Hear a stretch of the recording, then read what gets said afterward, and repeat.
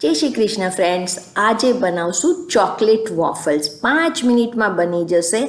આપણે બનાવી રહ્યા છીએ બ્રેડમાંથી, એટલે લોટ પણ નથી બાંધવાનો, ખીરું નથી કરવાનો.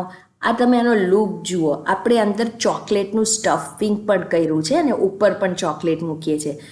નાના મોટા બધાને ખાવાની મજા આવશે. બેસ્ટ નાસ્તો બની જશે અને એકદમ સરસ ક્રિસ્પી થયા છે, તમે આ જોઈ શકો છો.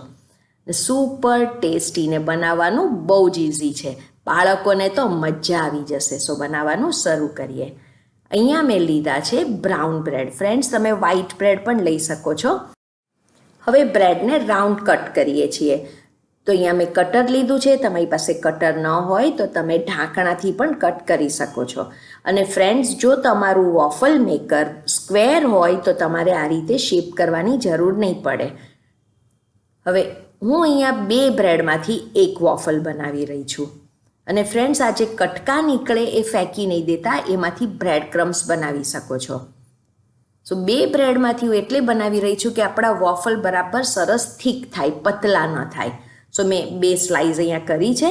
હવે આપણે પહેલાં એક સ્લાઇસના ઉપર મૂકશું ન્યુટેલા અથવા તો ચોકલેટ સિરપ. ફ્રેન્ડ્સ, ન્યુટેલા જો તમારી પાસે હોય તો ન્યુટેલા લગાવજો, એનો ટેસ્ટ બહુ જ સરસ આવશે. સો બરાબર આપણે એને સ્પ્રેડ કરી લઈએ એક સ્લાઇસ પર આ રીતે.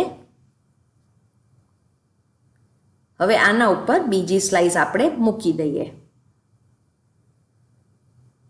હવે આપણે આને વોફલ મેકરમાં મૂકવાના છીએ. આ 2 સ્લાઇસ બરાબર ચીટકી જશે ફ્રેન્ડ્સ, જરી પણ નહીં ઉખડે.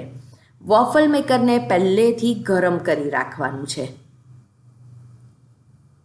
સો આ પ્રી હીટેડ અહીંયા વોફલ મેકર છે, પહેલેથી ગરમ કર્યું છે.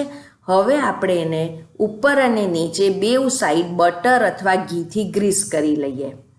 ગ્રીસ કરવું બહુ જરૂરી છે, એટલે આપણા ક્રિસ્પી થશે બ્રેડ અને ચીટકી પણ નહીં જાય.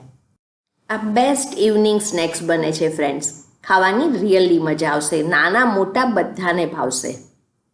હવે જે બનાવેલી જે બ્રેડ છે એ અહીંયા વચ્ચે મૂકી દઈએ અને આ ઓલરેડી પહેલેથી વોફલ મેકર ગરમ કરી રાખ્યું છે.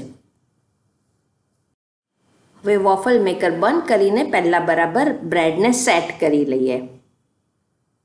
ને હવે જ્યાં સુધી બ્રેડ ક્રિસ્પી ન થાય ત્યાં સુધી આપણે એને થવા દઈશું. બહુ જ મજા આવે છે ફ્રેન્ડ્સ. એકવાર તમારું વોફલ મેકર ગરમ થાય પછી ઝટપટ આ બની જાય છે. ફ્યુ સેકન્ડ્સ રહીને આપણે જોઈએ.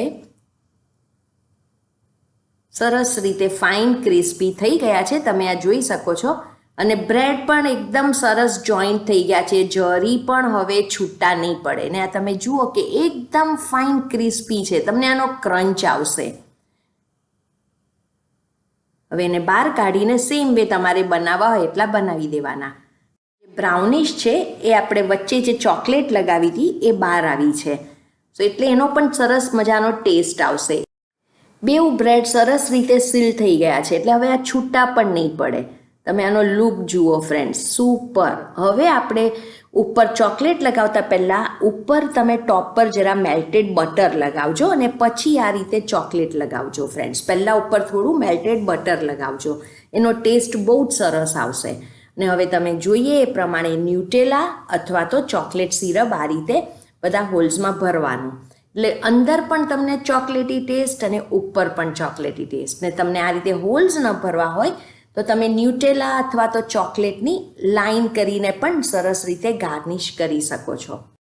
જોઈને જ ખાવાનું મન થાય. અને આ એક બાઇટમાં તમને ઉપર ચોકલેટ અને અંદર પણ આપણે ચોકલેટ સ્ટફ કર્યું છે, એકદમ ટેસ્ટી લાગે છે. પાછો તમે આનો લુક જુઓ ફ્રેન્ડ્સ, એકદમ ઇન્વાઇટિંગ લુક છે. ઝટપટથી બનતા આ ક્વિક અને ઇઝી ઇન્સ્ટન્ટ બ્રેડ વોફલ છે. મને ખાવાનું મન થઈ ગયું છે.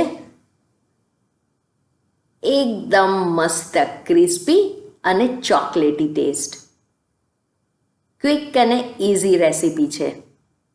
અને તમે ત્યારે તોડશો ત્યારે આઈડિયા આવે કે કેટલું ક્રન્ચી છે. તમે આ અંદરનું સ્ટફિંગ જુઓ, સ્ટફ પણ એકદમ પરફેક્ટ અંદર રહે છે. સો ફ્રેન્ડ્સ, આ ઇન્સ્ટન્ટ બ્રેડ વોફલ તમે પણ બનાવો. રેસીપી ગમી હોય તો નીચે કમેન્ટ સેક્શનમાં કહેજો રેસીપી કેવી લાગી. તમારી કમેન્ટ મારે માટે બહુ જ ઇમ્પોર્ટન્ટ છે. Thank you for watching.